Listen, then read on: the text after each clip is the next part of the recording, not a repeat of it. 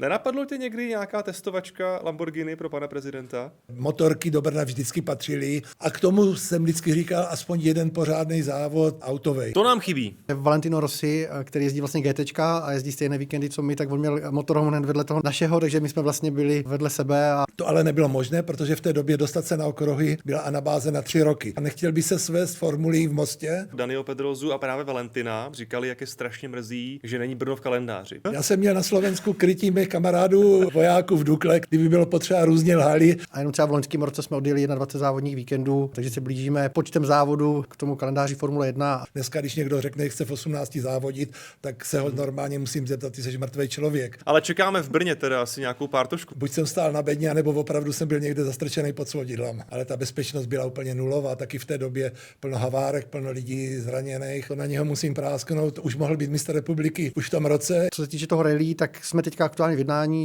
Nový díl podcastu Bez brzd už teď na všech podcastových platformách a bonusové části na Hero Hero.